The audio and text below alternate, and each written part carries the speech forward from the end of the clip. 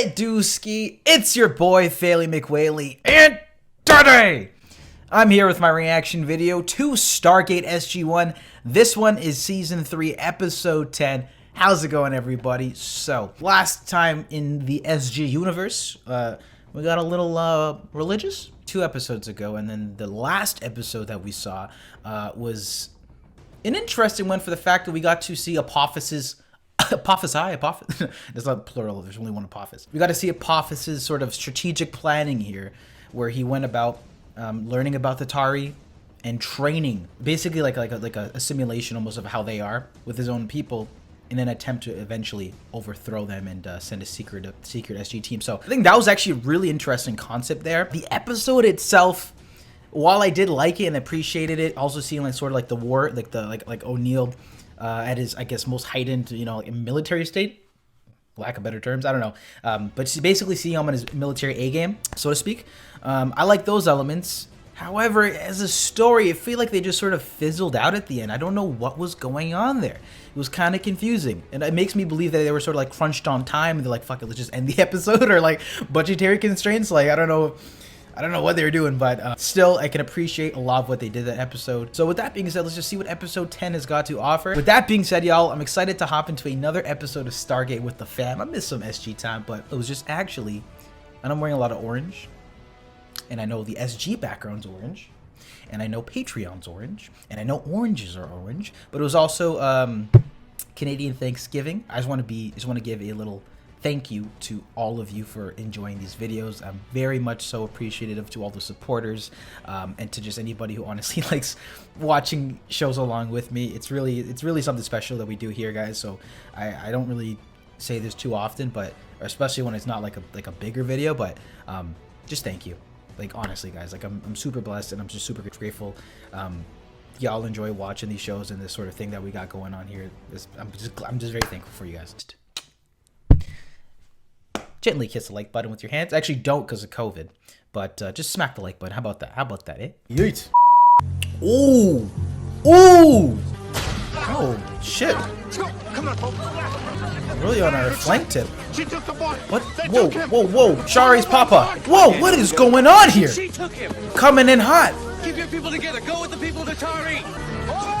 We got ATVs? What is going on here? What? Daniel's a straight shooter. Is this fake? Is this real? I don't know. What did I get myself into today? This is the first video. We got the launcher, Sam. This is sick.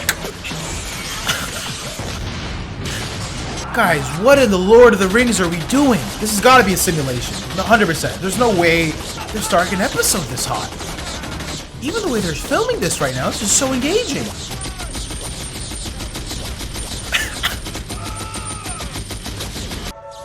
Don't move. Where's the boy? Don't. It's gotta be a nightmare, man. 15th time this has happened. Dog. Teal'c? What was that opener? Guys, wow. I had a thought I wanted to talk about during this intro, but it's escaped my mind due to just the absurdity of that introduction. Oh, it was the table. I got a table. That's what it was. The last piece of the studio. That was it. Oh, just pick it up here, eh? So all that happened. It was a concussion. You don't remember? We were freeing the Aberdonians whom the Gould had taken as slaves. Shari was there. She's dead, Daniel. Sorry. It is I who am responsible. Oh my god. Oh my god. I was forced to fire upon and terminate the life of Shari. However, I assure you it was done only to save your life. No. No? They have a sarcophagus. Her guards put her in the sarcophagus. She's still out there somewhere alive. He really thinks there's a chance. What? Doctor, can he be taken out of the infirmary? I'll take him, sir. I will accompany you also. It's a sad day for us all. I know this will be difficult for you to understand, Kazuf, but the demon inside your daughter will help her rise again. It's true? Not this time. Sir. Wow. I just want to get my thoughts so I can continue this without having my mind racing here. So everything that happened is canon, I'm assuming. And the way that Daniel just sort of clinged to the idea that like, oh no, she's good. was just fucking, oh my god, that was just scary. And I don't think from a writing standpoint they're gonna just reuse the sarcophagus again. I think they want to do something different here. And I'm liking the direction so far. Jesus Christ. Why didn't you leave her there? They would have saved her. There were no they left. We were victorious, Daniel Jackson. There was no one remaining to take Shara to a sarcophagus. We brought Kasuf to prepare her body according to Abydonian tradition. The good news is we managed to save most of the Abydonians. And for that, He doesn't care. eternally grateful. Oh my god! Oh my god! I would have gotten through to her. She was trying to kill you, Daniel. I have seen many humans killed by Goa'uld-driven devices. Don't speak, You would have bro. been dead in mere seconds had I not acted. I am sorry Shari is dead. However, you are my friend. If I had to do it again, You would. I would do the same. What are we doing here, folks? I was expecting another episode like the last one. And we do know that Daniel and Teal'c had that weird sort of rapport that they didn't really mention. It was kind of unspoken where he had a beef with Teal'c, but it was like earlier on in the series. So that sort of connects to that again. Wow. Oh my god, this is a major character point for him. I spent half my life studying the history of the written word, including how various cultures recorded things through the ages. But I never stopped once to recognize the ingenuity of this simple little piece of technology that we use. After the first team left me in Abydos, Shari saw me writing in my journal and thought the ballpoint I was using was magic. The simplest things were a wonder to her. Oh my I god. couldn't save her. All those wonders we have at our disposal, and I couldn't save her. I'm just gonna get some sleep if you don't mind. Let me know if you need anything, okay? Thank you. Oh, buddy.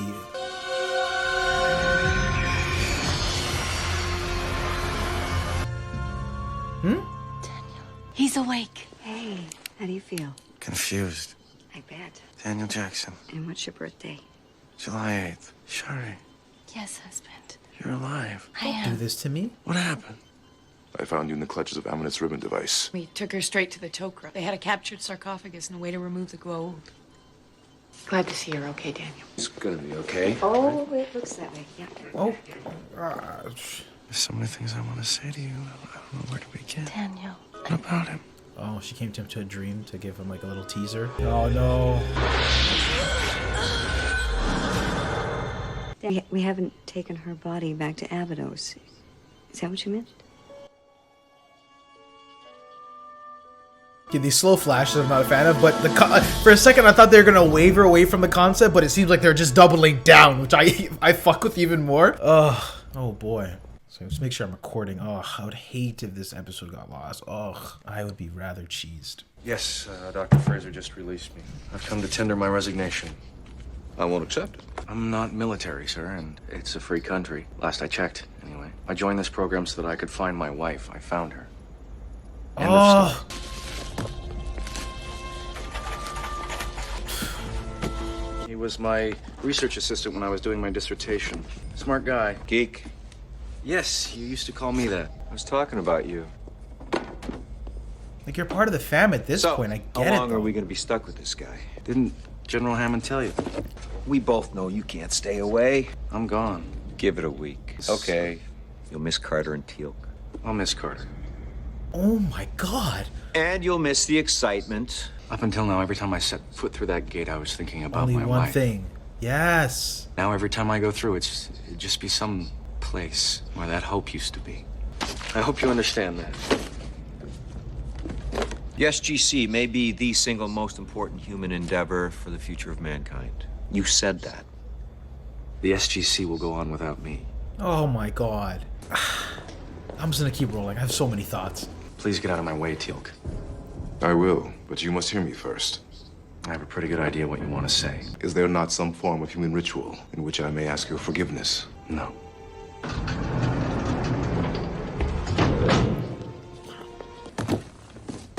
Thank you. You're welcome. Now what? Now I get on with my life. We gonna see you again? At the funeral. Now, if you'll excuse me, I seem to have a lot to do.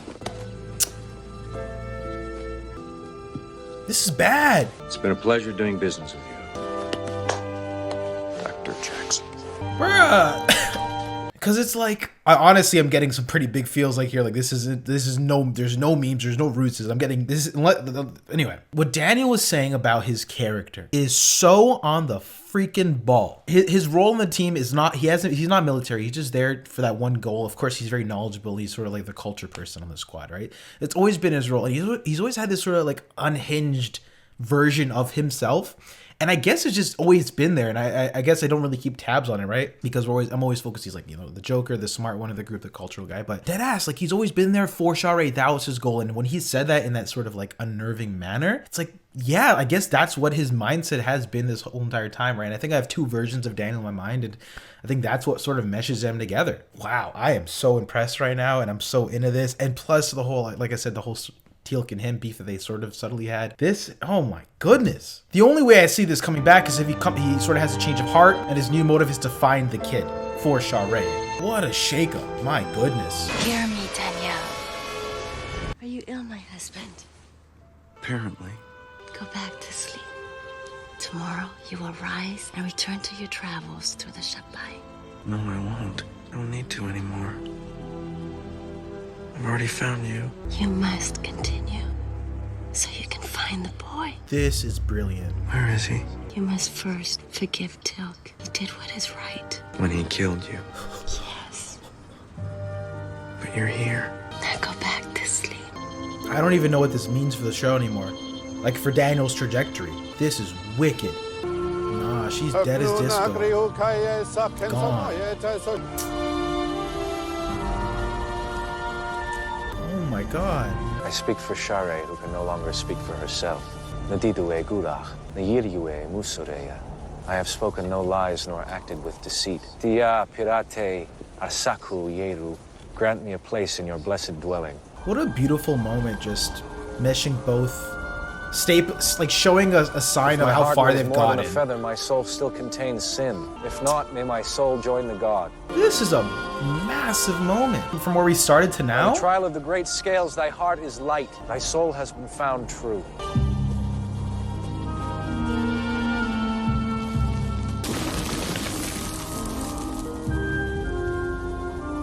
Full ceremony, good father. It was, but you still have not heard her. I don't understand. What she has to say is important. Go to her. Flesh, no. Daniel, Bruh. you must forgive Teal'c. Yes, you already told me that. Together you must find the boy. Why? For he is Narcissus, the one who holds the secrets. He contains all the secrets of the Goa'uld. You must find him. How?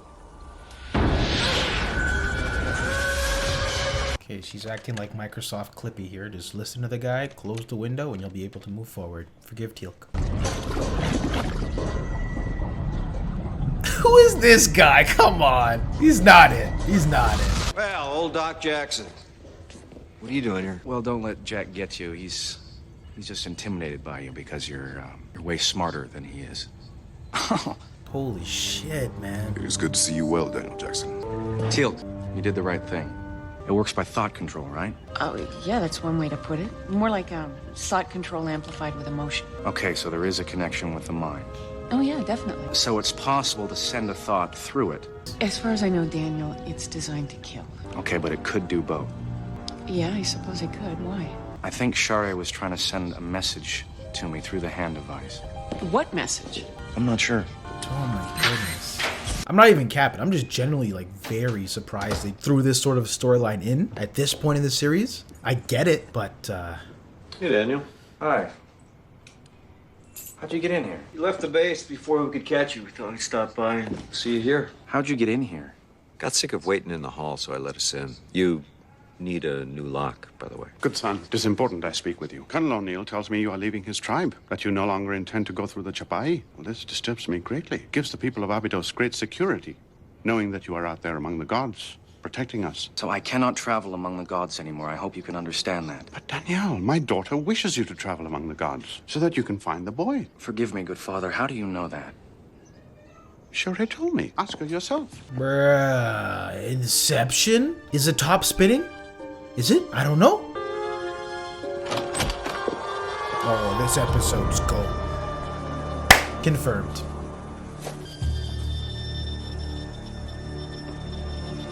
Shari.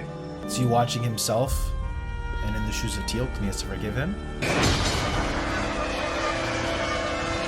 Come to me, Daniel. Am I interrupting? It is good to see you, Daniel Jackson.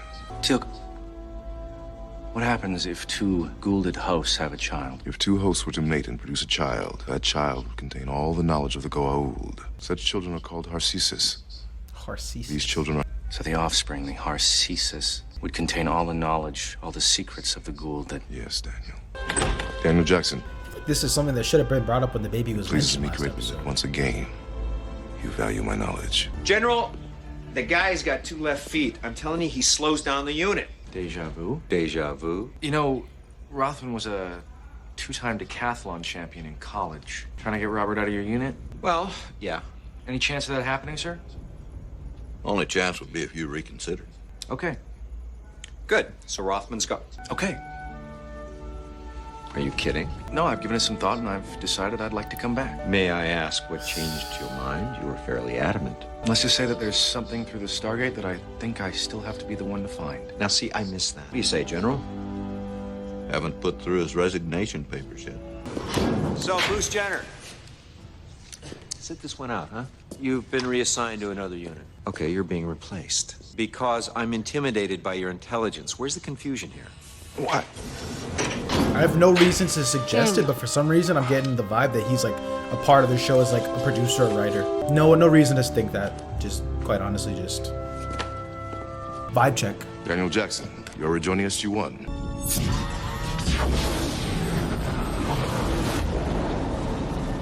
Carter, grab your sample. Daniel, the UAV didn't show any big signs of civilization. It's good to have you back. But he's not fully back. That's the thing.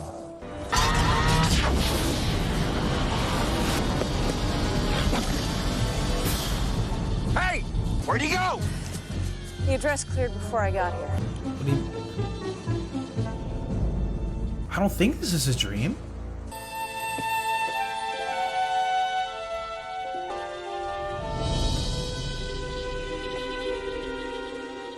You are finally here. Yes. You are the only one who can save the boy, Danielle. He's a Harcesis. He contains all their knowledge. She has sent him into hiding with her closest aide. Where?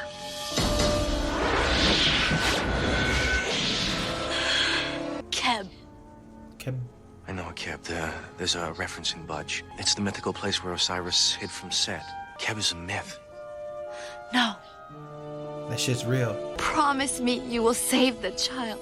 I promise.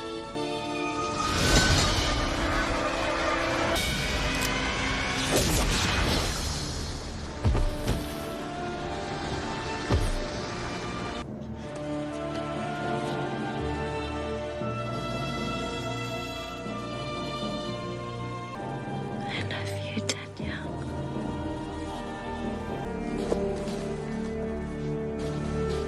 I am sorry, Daniel Jackson. You did the right thing, Teal'c. It was all in his head. Teal'c? Just to get that one Daniel message Jackson across. will be fine. Because Teal'c knows.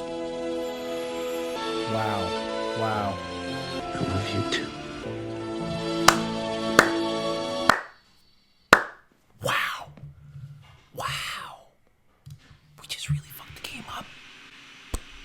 And that was Stargate SG-1 Season 3, Episode 10, titled Forever and a Day.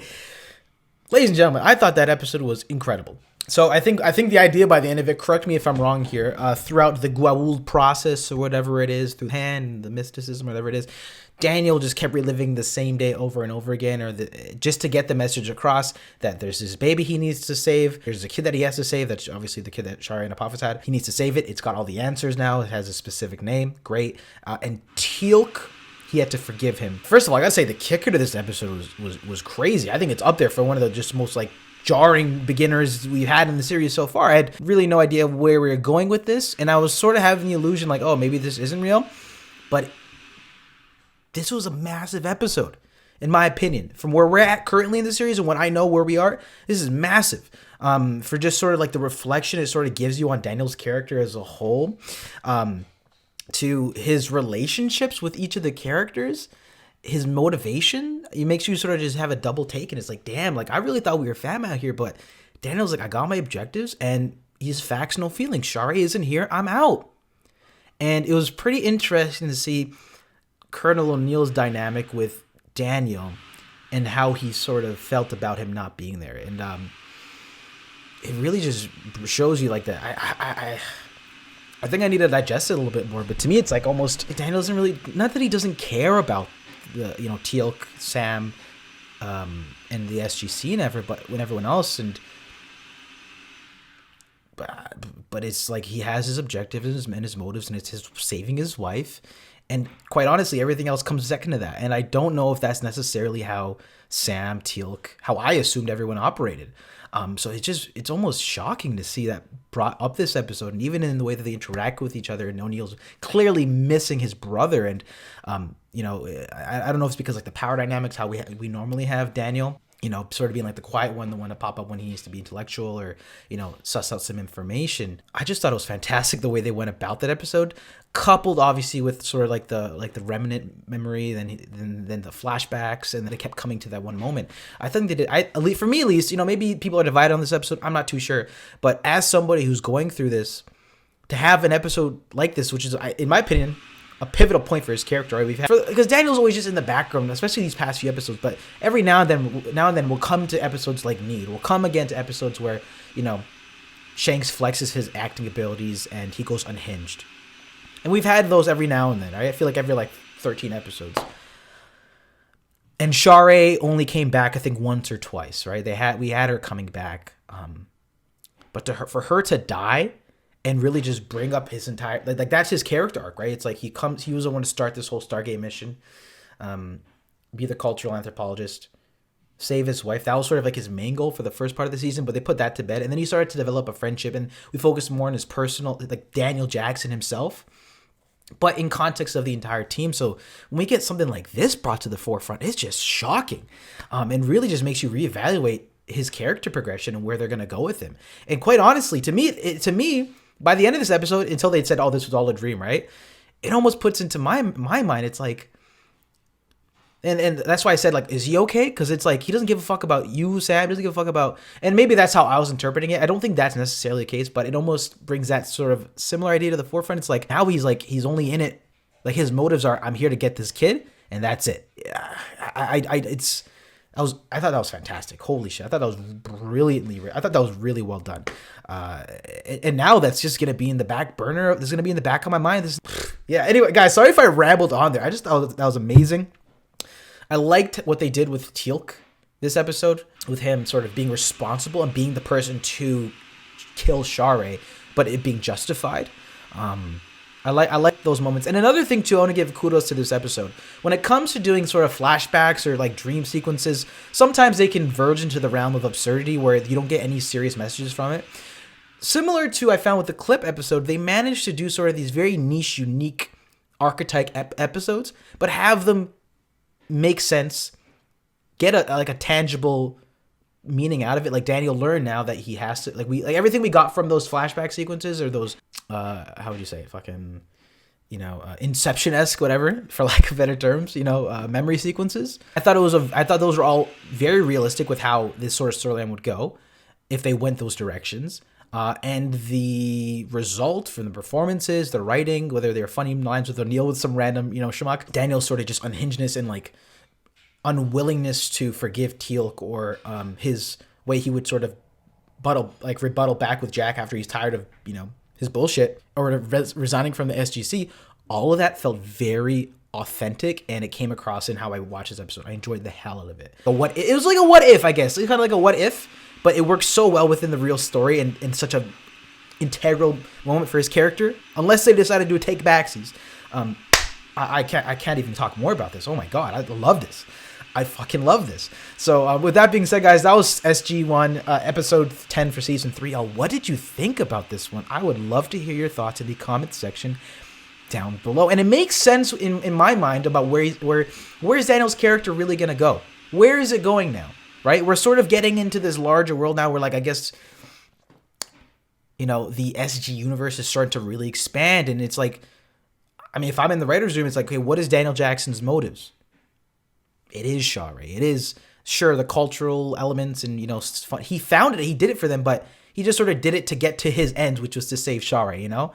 And when they need him, he gives them the answers with, you know, when it comes to cultures and decoding and helping, and even, you know, shooting some shots here and there. He's putting in some work with the bullets, but he has an end date, and that's when he gets his goal of Shara. And I feel like they're like, we need to switch it up a bit here because we had her come back in season 2, so we got to do something with her. So I think, in my mind at least, it really changes distance, like a kind of like a fundamental change to Daniel Jackson, in my opinion.